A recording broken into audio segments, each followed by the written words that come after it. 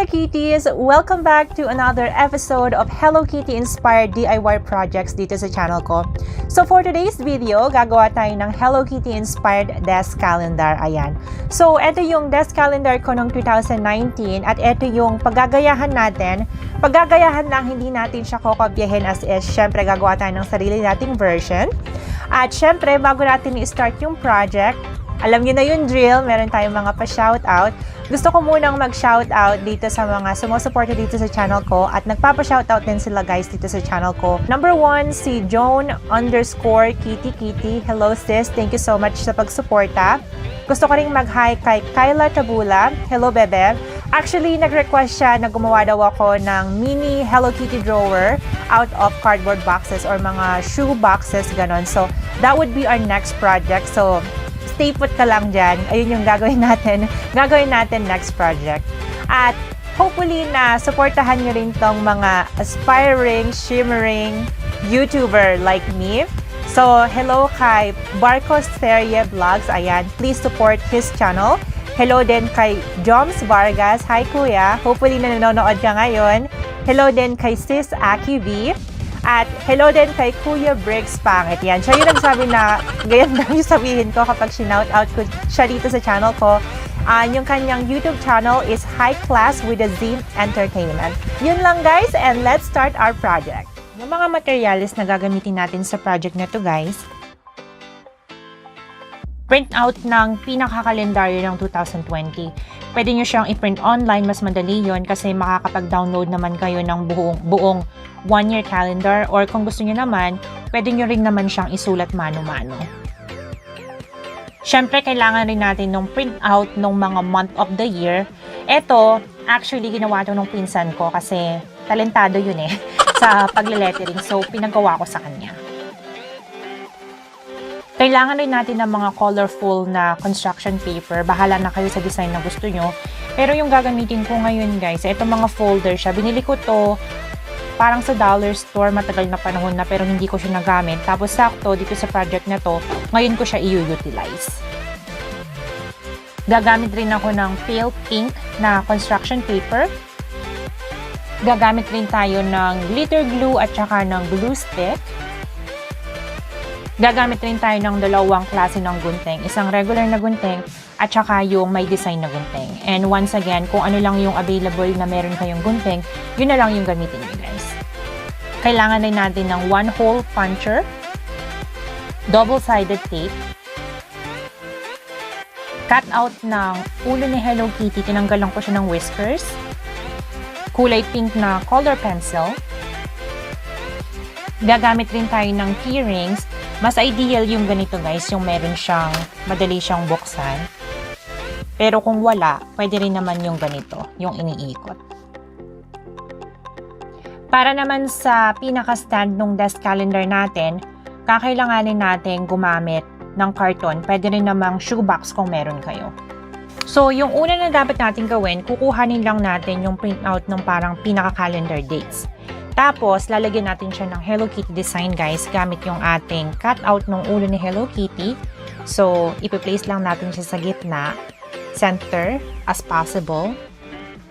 Ayan. Tapos, gamit yung ating kulay pink na color pencil, iti-trace lang natin yung ulo niya guys. So, ang gagawin natin, kapag tinitrace natin siya, hindi yung basta-basta lang na i-drawing nyo, yung pag tinitrace nyo siya, yung parang palabas.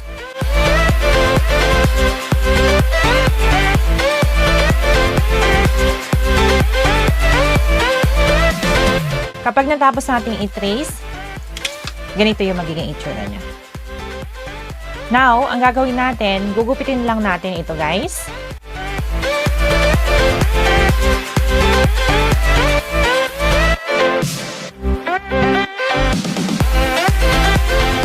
So, ito na yung itsura niya. Then, after nito, kukuhanin natin yung kulay pink natin na construction paper. So, ito na siya. Tapos, ididikit lang natin itong ating pinaka-calendar dito sa kulay pink na construction paper.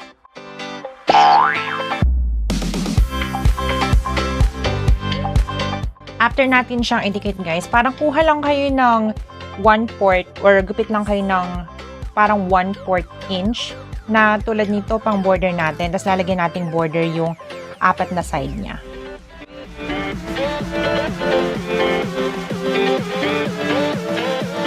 Yun, so ganito yung magiging itsura niya. And now, yung gagawin lang natin, gamit yung ating gunting na merong design, gugupitin lang natin siya, guys.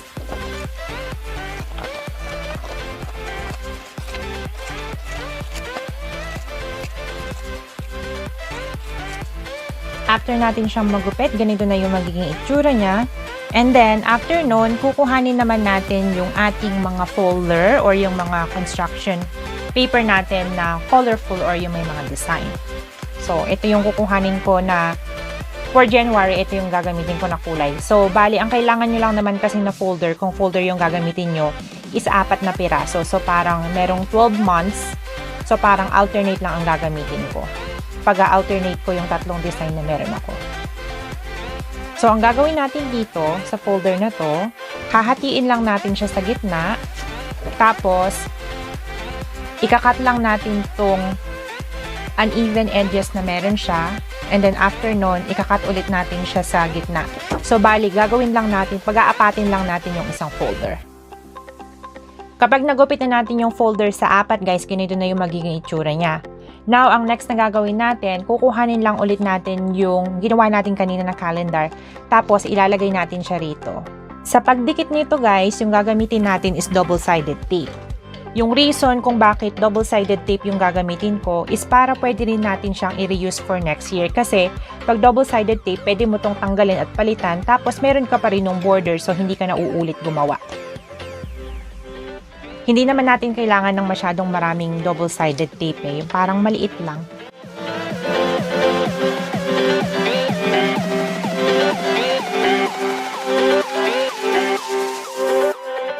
Tapos pag dinikit natin, ibababa lang natin siya ng konti para meron tayong space para ilagay yung ating pinaka-month. Ayan na, nadikit na tuloy. Kamali na tuloy. Balik natin. So, tansyahin nyo na lang na maibit na siya as much as possible. Okay? So, ganito na yung magiging itsura niya. Tapos, syempre, kailangan din natin idikit yung pinaka-month.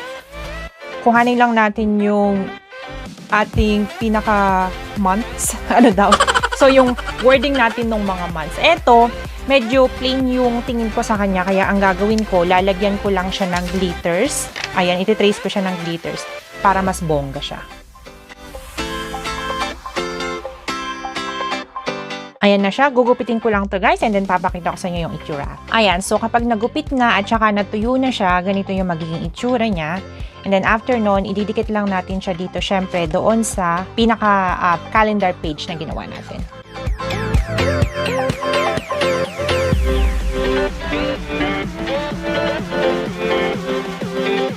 Now, para sa final touch, ang gagawin ko, lalagyan ko lang to ng glitter border.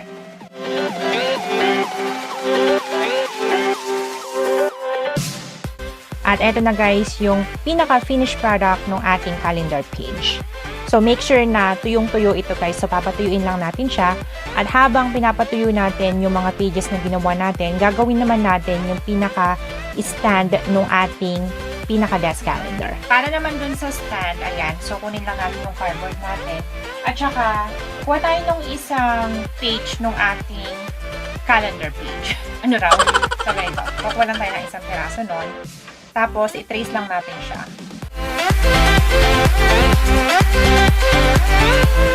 Gagawa tayo ng maglilid tayo ng 2 inches. So, kopyahin ko na lang ito. Wala akong ruler eh.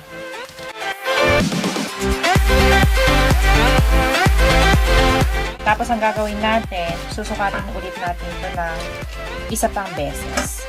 Tapos, magsusukat ulit tayo ng isa pang 1 inches sa pinakaibabaw.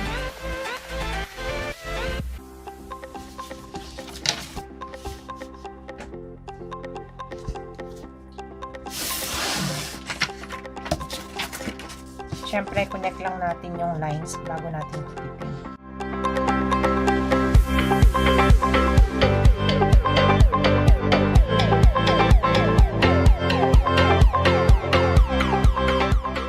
Pag Pagkatapos, ganito na yung magiging itsura niya. Sorry, hindi ko masyado maipakita sa camera ko, medyo maliit yan. Tapos, ang next step na gagawin natin is gugupitin na natin to guys. Ayan. So, ayun na yung magiging itsura niya. And then, after nun, kailangan lang natin siyang itupi. So, ito, and then, tupi isa, pag ganyan.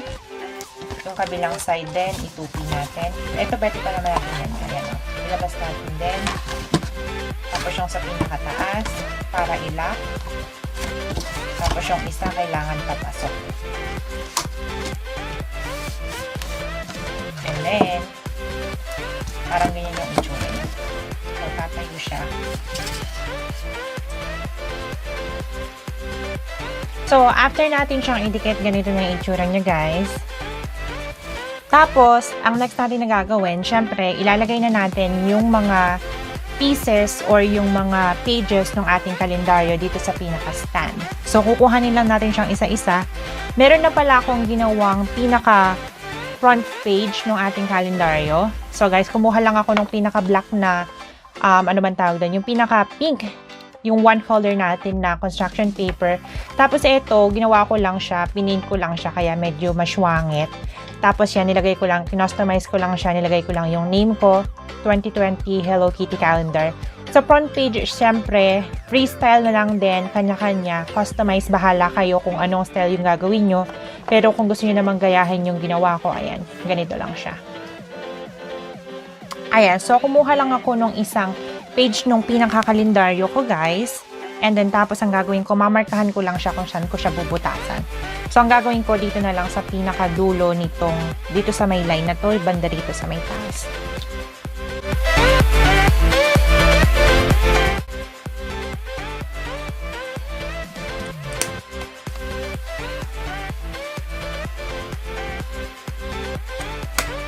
Para mapantay natin yung pinakabutas niya dun sa bawat pages ng calendar, ang gagawin lang natin, kuhanin natin yung pangalawa, kuhanin natin yung isa pa dun sa mga ginawa nating pages, and then lalagyan lang natin siya ng mark sa likod.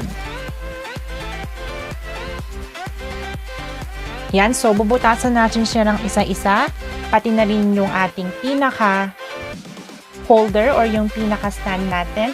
And then, after kung mabutasan, guys, papakita ko sa inyo yung itsura nila. So, ayan guys, kapag nabutasan na natin isa-isa, ganito na yung itsura niya. So, ito yung pinaka-base natin. Ito yung example ng page ng calendar natin. Tapos, ito naman yung ating pinaka-front page. Yung final step na gagawin natin, gamit yung ating keyring holder. Ito. So, bubuksan lang natin siya. Ilalagay natin ito dito na ganyan. Tapos, isa-isa nating ilalagay yung mga pages ng ating calendar. So, lalagay lang natin siyang isa-isa na ganun. And then, after ko itong ilagay, guys, ipapakita ko sa inyo yung ating final or finished product. Ayan. So, eto na guys yung finished product ng ating DIY or handmade Hello Kitty inspired desktop calendar.